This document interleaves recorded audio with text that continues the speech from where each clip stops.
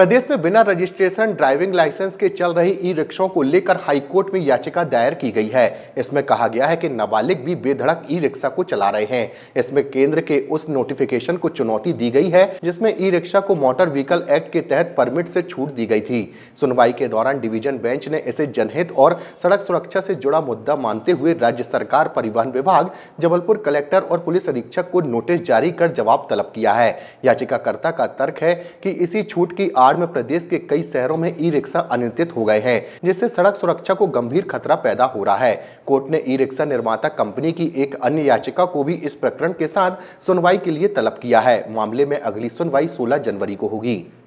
ये e rickshaw को लेकर एक याचिका डॉक्टर नाथ पांडे और रजत भार्गव ने दायर की है।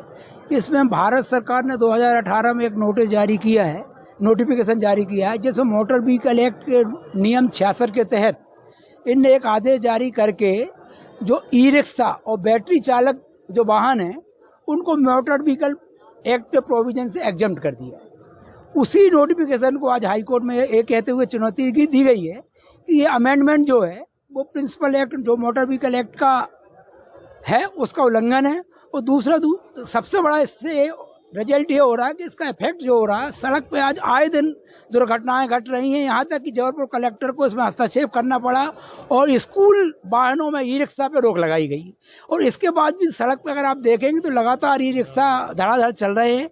ना चूंकि जो उनको एग्जम्पशन दे दिया गया है तो उस रिक्शा चलाने वाले या बैटरी वाहन चलाने वालों को आरटीओ से जो ड्राइविंग लाइसेंस है उसकी अनिवार्यता नहीं रहती है, उसके लिए परमिट की अनिवार्यता नहीं रहती है। तो उसका नतीजा ये है कि पूरे शहर में कहीं भी ऑटो रिक्शा और ई रिक्शा घूम रहे हैं, उनका ना तो कोई परमिट है, 12 साल से 14 साल के लड़के तक वाहन चला रहे हैं और चूंकि कानून में उनके खिलाफ कोई कार्रवाई नहीं की जा सकती है तो वो लगातार बेधड़क चल रहे हैं।